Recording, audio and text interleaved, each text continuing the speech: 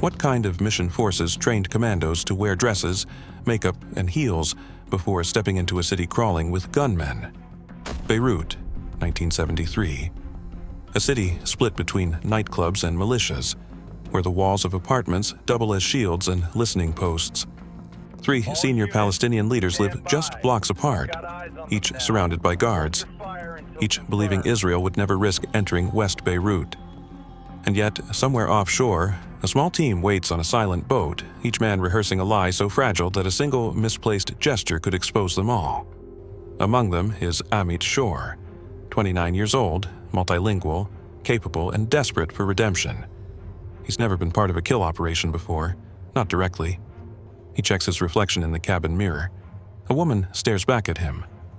Wig pinned, scarf folded, lipstick trembling just slightly at the edge. He doesn't smile. He doesn't dare. If the mission goes wrong, he won't be remembered as a soldier. He'll just vanish. One more foreigner who disappeared in Beirut. The radio gives a single coded pulse. Time to move. No one speaks. They just breathe in the quiet determination that this night must rewrite something lost the year before. Munich. 11 Israeli athletes, a nation still bleeding. But even now, hours before the first shot, 2 problems already hang over the operation. First, intelligence photos of the targets are weeks old. Addresses may have changed. One of them could already be gone. Second, the extraction plan relies on calm seas. Wind is rising.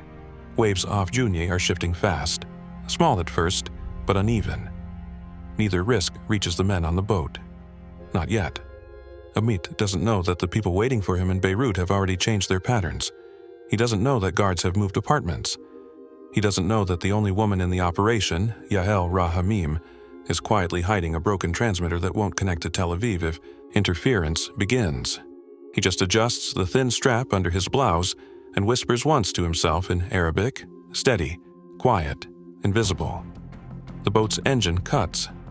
Silence. Beirut's harbor lights move past like constellations mirrored on black water. The team slips onto the pier disguised as tourists, couples returning from an evening cruise.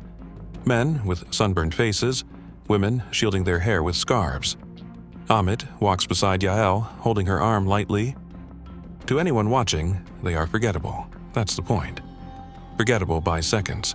Seconds by life. But inside, he can feel the weight of both weapons pressed against his ribs. Behind them, 2 more pairs follow at a distance. The group separates near a row of parked taxis. Each couple merges into the city's pulse. Traffic, perfume, jazz leaking from cafes. For a moment, Amit almost believes the disguise works. Then he catches his reflection in a store window. The stride is wrong. Too sharp, too trained. He adjusts, instantly, slows down. Yael notices. She doesn't speak but tightens her grip. Silent warning, silent reassurance. They reach the first safe flat, disguised as a hair salon closed for the night. Inside, wigs, jewelry, maps, duplicate passports. They check in with coded radio bursts. 3 clicks. Pause. 2. Amit sits near the window, watching taxis crawl past, headlights sweeping a street littered with cigarette smoke and laughter. Beirut looks calm, careless even. But under it, there's tension everywhere. Unmarked cars, unseen eyes, the hum of radios on private frequencies. What he doesn't see, less than 4 blocks away, a plainclothes patrol has just been assigned to the same quarter after reports of foreign women seen walking near the corniche. The clock moves. Every minute matters. Yael spreads out the dossiers, photos, maps, times of movement. She's done this kind of thing before. Amit follows, letting her lead, pretending calm while his hands tremble slightly on the paper. They go over the route again. Their target, Kamal Nasser, the PLO spokesman and poet, known to host late-night guests. Guards posted downstairs only after midnight. They plan to strike just before that. But Amit hesitates. And if he has company? Yael glances up. Then you adapt. He nods. And if we're recognized? She holds his eyes for a second. We won't be. The words sound convincing. They're meant to. He returns to the mirror. Same wig, same fabricated softness masking the tension of a man ready to break from silence into violence. Somewhere between the disguise and the uniform, identity starts to slip. he doesn't know who he looks like anymore. A voice crackles through the small receiver on the dresser, the control operator offshore. Short instruction, clipped, final, window opens at 1:30. Local alert level, neutral, proceed as civilians. Amit repeats the code to confirm, but faint static distorts the line. Something wrong in the frequency. It takes 3 tries to get acknowledgement. Yael frowns. Atmospheric interference, maybe, but she knows the truth. The signal degradation means the Navy relay isn't holding. If that line goes dead, they have no extraction confirmation.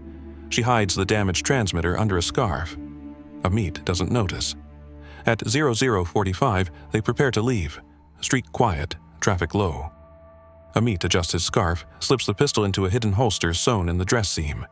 Every motion feels heavier than it should.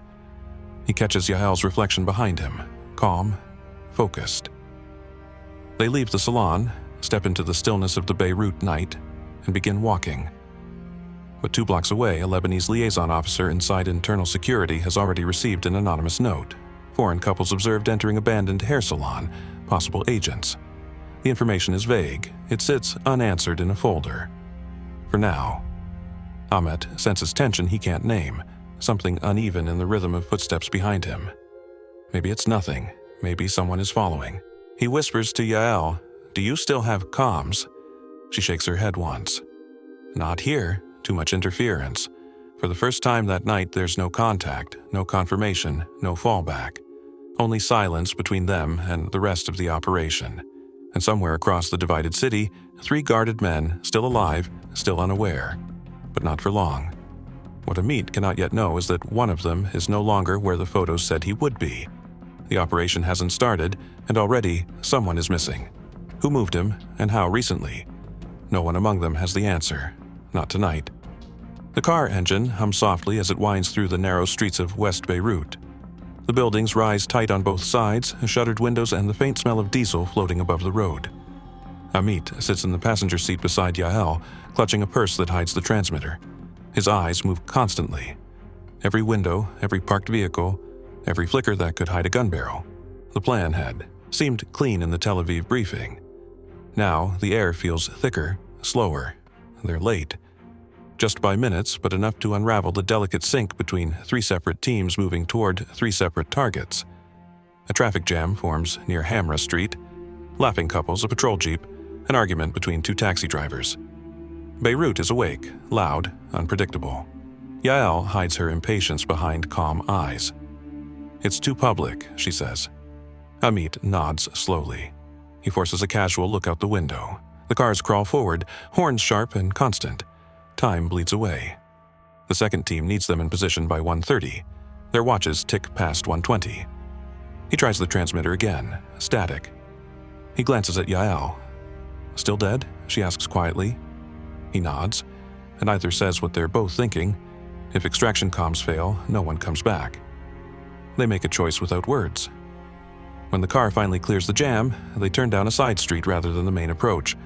Another assumption begins to crack. They are no longer invisible.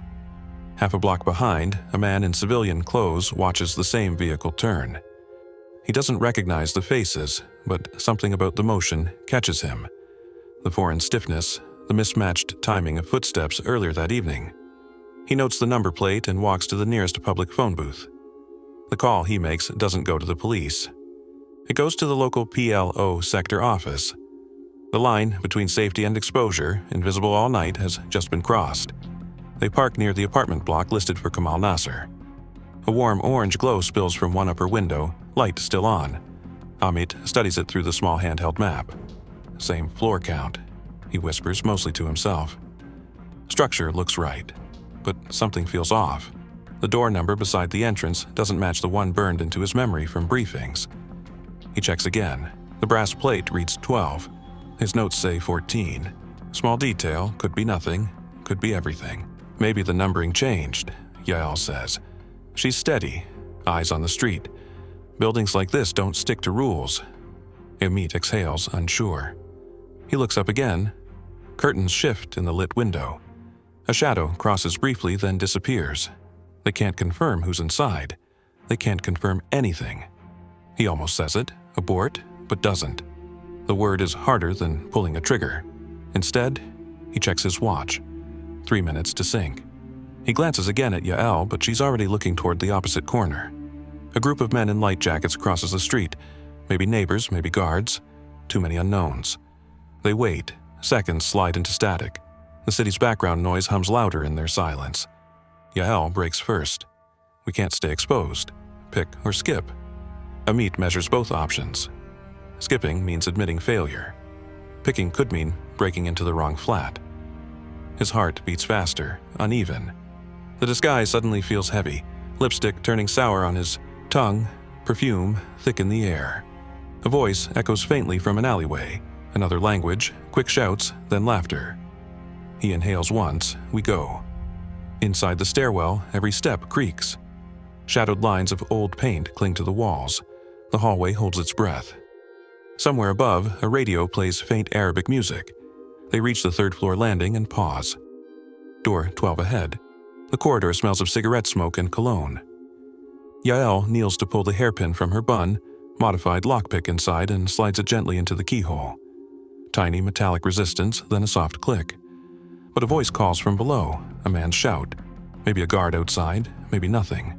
They freeze. Amit's pulse hammers loud enough to hear. He fingers the small pistol under his sleeve. If someone comes now, it's over. The disguise won't save them in a stairwell. Seconds pass, then quiet again. The sound fades. Yael exhales, opens the door slowly. They slip in, two silhouettes crossing into shadow. The room is larger than expected. High ceilings, heavy curtains, papers spread across a desk by the window. Smell of ink and tobacco, but no movement. They wait, still. Amit takes cautious steps forward, eyes fixed on the papers. Names, maps, correspondence. Yael moves toward the bedroom, pistol raised. She stops at the threshold. The bed is neatly made, nobody here, empty. Amit looks down at the papers again, scanning for details, for any sign they're in the right place. And then he sees it. Fresh handwriting dated yesterday. Words in Arabic he barely understands, but the signature, Kamal Nasser. He whispers, he was here yesterday, not tonight, the wrong night. The assumption cracks open completely. The entire operation, timing, coordination, built on old intelligence. He feels the air shift. A hidden cost surfaces. If Nasser isn't home, the entire strike loses purpose. But the other two targets are still aligned. If they abort now, Mossad's multi-point timing collapses. The other teams could be exposed. Yael lowers her gun. We need to pull back. They'll adapt without us. Amit shakes his head. We're still in position. She studies him, the doubt showing. Position means nothing if the man's gone. He hesitates. He can hear faint gunfire far in the distance, tiny controlled bursts.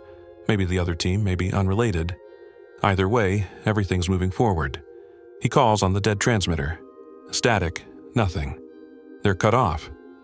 For a few seconds, neither moves. Two people in borrowed faces, trapped between action and recall. Then, the building trembles. Distant explosion echoing across the city. The sound rolls in like thunder. They stare at each other. No contact, no timing, no clarity. Yael whispers, "That wasn't us." Amit doesn't answer. He looks toward the window, faint orange reflection dancing in the glass.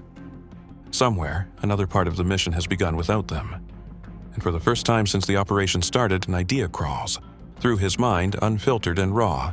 This isn't coordination, it's collapse. Down at the street level, the car they arrived in remains parked under a flickering streetlight.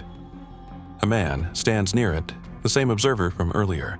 Phone receiver pressed tight to his ear, eyes fixed on the apartment block.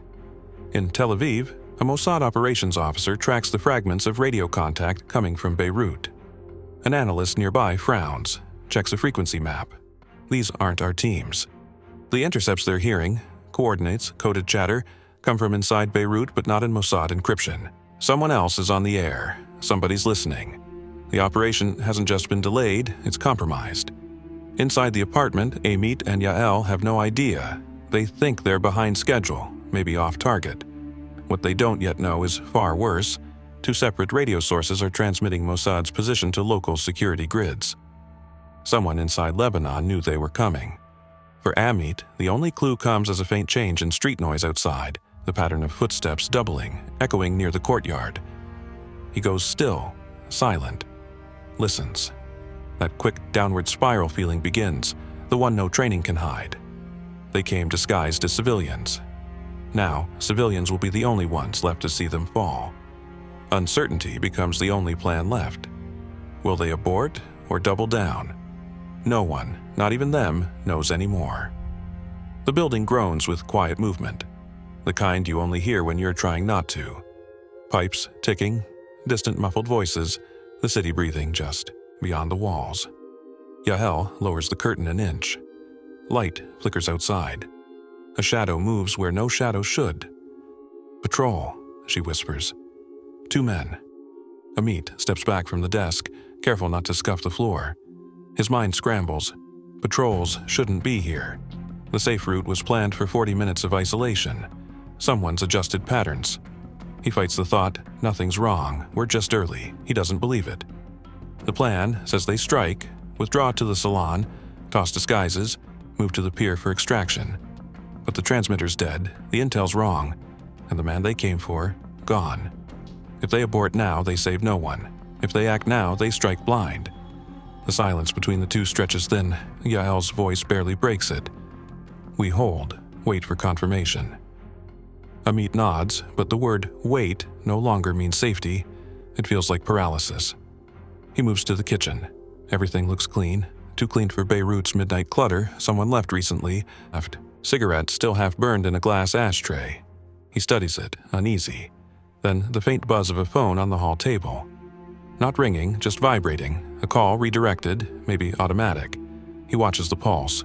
1, 2, 3, stop. Then light again. Someone dialing in. He reaches to disconnect the line. Instinct, not protocol. Yael touches his hand lightly. Don't. Could be monitored. He stops. The vibration ends. Silence presses harder now. They wait through another minute that feels endless. Then a burst of distant gunfire. Not the patterned rhythm of practice, not the echo of resistance fights. Controlled, quick, military sound. Yael looks at him. Adwan strike? Could be. Or it could be the signal to leave. They have no way to know. He decides, too quickly. We move. The stairwell is darker now. Generator lights flicker through dust. They descend 2 floors before stopping at faint voices below. Arabic words pass sharp and low. Foreigners, Building 12. Yael's hand reaches for the pistol inside her bag. Amit raises his hand slightly, a silent hold. If they shoot, exposure becomes certainty. He hears boots scrape concrete. There's no time to think about choices. Only reactions fit now. They backtrack quietly, step by step, sliding behind the half-open door of a storage room. The air tastes of rust and detergent. 2 guards move past the landing. One carries a rifle resting against his shoulder, eyes half closed with fatigue. The other scans upward, just for a second. Amit's finger stiffens on the trigger. Then they pass. He exhales, heartbeat thudding against fabric. The tight hallway squeezes what little calm is left. They've lost timing, they've lost plan, but they're alive. He looks toward Yael. Her face is pale under the wig, calm but calculating. They said the building number, she breathes. They know which one. He nods slowly. Then we can't go back out the front, only roof. That single word feels absurd. The roof means visibility. Visibility means death. He almost argues. Instead, he listens to the next sound. Sirens far away, or maybe coming closer. Doubt is no longer a feeling, it's oxygen now. They climb instead of descend. The air grows hotter, the walls closer. Halfway up, Amit stops. Listen, steps above, fast ones. He freezes. Someone's already on the roof. The false map in his mind collapses. We're boxed. Yael whispers, maybe they're not here for us. He almost laughs. Maybe. Every step, every breath, every sound becomes proof or denial. She scans the narrow side window. Across the street, 2 unmarked cars idle under trees. Men inside talk softly. Flashlights off. Not military, she says. These are locals. Good or bad? She doesn't answer. Outside, an unexpected sound breaks through. Loud music from a nearby balcony. Wedding procession, drums, laughter. For a fleeting moment, the noise blankets everything. The voices, the engines, the tension. It's the false release. The air shifts. Air. Lighter. Almost human. Amit allows himself a thought. They'll move on. The sound will cover us. Yael looks at him, reading the same moment. We can slip out through back stairs now, she says. He hesitates. Cover works both ways. Exactly. She's right. The best confusion lives under noise. They rush down. The building groans again, doors shaking as music echoes through concrete. At the ground floor, they push an emergency exit door open, expecting a courtyard. Instead, headlights. A truck blocks the narrow alley. 2 men unloading wooden crates, cigarettes glowing at their lips. One looks up instantly, sees them. Surprise, then reflex. His hand goes for the weapon at his waist. Amit fires first. Quick, controlled burst. The man drops. The other runs. Noise echoes up the walls, the sound they'd been trying to avoid. Inside every waiting trap, silence dies quickly. Yael grabs his arm. Go! They sprint through the side alley, ducking into the labyrinth of streets. Some lights blink on. Windows open. The sound of chaos wakes Beirut block by block. They turn corners until the city swallows them again. Darkness broken only by the occasional neon flicker. Every plan now reduced to pure instinct. They find brief cover behind a shuttered pharmacy. Amit tries one last time to raise the transmitter. Static. Empty. He slams it against the wall once, frustration breaking through restraint. Dead. Still dead. Yael doesn't answer. She peers around the corner toward the southern approach to the port. The extraction point is still miles away. He looks down at the weapon. We don't know if any teams made it. She's silent. We don't even know if anyone's listening anymore, he adds. Then we improvise. He turns that over. Improvise. Like an accusation. Improvisation in this kind of mission means the difference between surviving and disappearing. He studies her expression. Calm, almost detached. She looks less like an operative now, more like someone measuring which mistakes can still be salvaged. Yael checks the magazine, then glances north. We move through Ras Beirut, blend into night traffic. With what disguises? We're burned. You still look like a woman from here, she says flatly. He almost smiles from disbelief. You think that matters now? It's our only chance it does. A car backfires nearby, loud as thunder. Both drop instinctively, weapons out. Then stillness again, just noise. False alarm. The near abort moment arrives quietly after E, Amit's hands shaking as he lowers his weapon. We should stop. Wait for Navy bombardment. If they hit, we move under it. No time, she says. Every second, more checkpoints. He wants to argue, to demand orders that make sense, but there are none. The operation has dissolved into intuition and fear. They cross the street disguised once more by darkness and distance. Twice they nearly run into patrols. Once, a shouting drunk stumbles out of a doorway right in front of them, sees the handbag, mutters an apology, and walks on. That's when the wrong assumption finally plays out. Amit thought the disguise was dead, useless after the firefight. But to every passerby who catches a glimpse, the scarf, the delicate outline, they still look like 2 civilians trying to get home before curfew. The absurdity holds. It saves them for 10 whole minutes. Then, from a block away, a new light flares against the skyline. Tracer fire, sharp and vertical. Yael stops, eyes narrowing. That's our cover ship, she whispers. Alpha's begun their backblast. He exhales hard. Finally, a sign. The false release before it turns into a real opening. They start moving faster, cutting through the confusion now spreading across the city as explosions echo along the waterfront. People rush to rooftops, pointing. The distraction works, for now. Amit feels the surge of survival, momentum, purpose, until Yael grips his arm again, hard. Look, she says. Ahead, the street splits toward the Corniche, and at the intersection, 2 black sedans with engines running, lights off. The men inside are not panicked. They're waiting. She backs them into a doorway. How long do we wait, he asks. Long enough to see who moves first. They wait through silence, through gunfire in the distance, through the rhythmic sway of city lights. The men never step out of the cars. One engine starts, the other doesn't. A decision is being made there, too. Amit watches as the car slowly rolls forward, then turns away toward the main road, leaving the second vehicle idling like a decoy. He looks at Yael.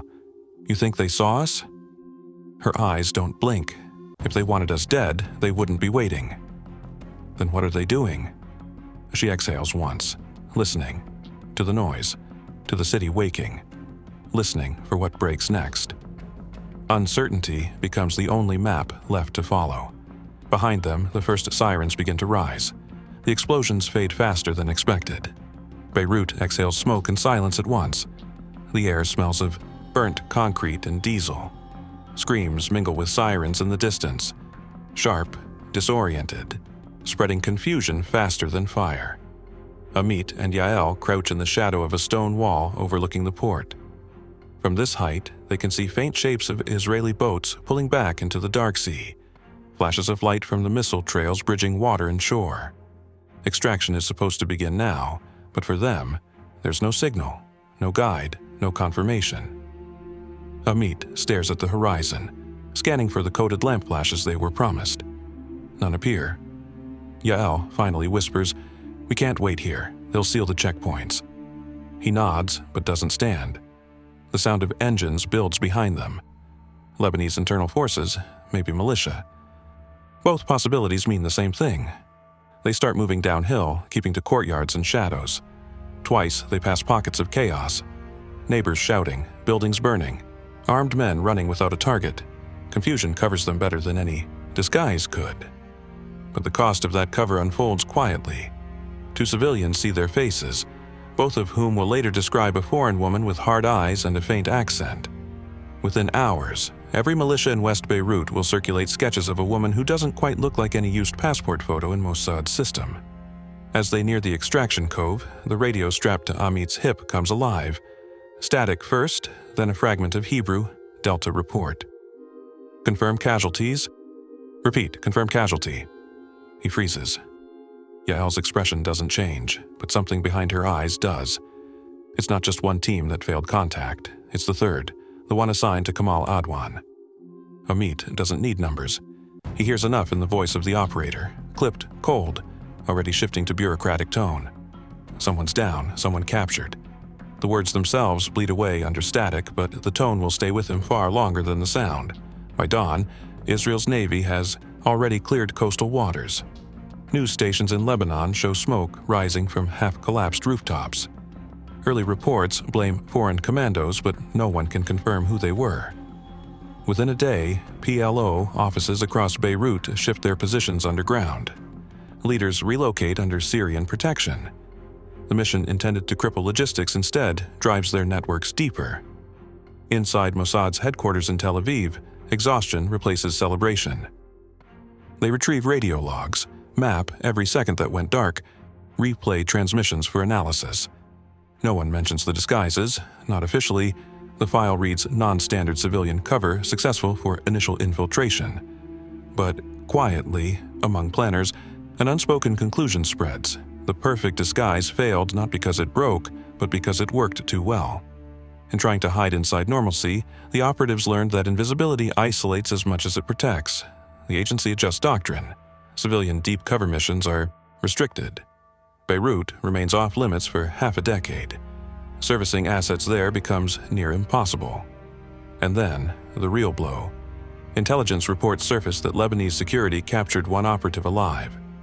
Among the materials seized, forged European passports, fragments of cipher lists, and partial photographic reconnaissance suggesting prior Israeli infiltration.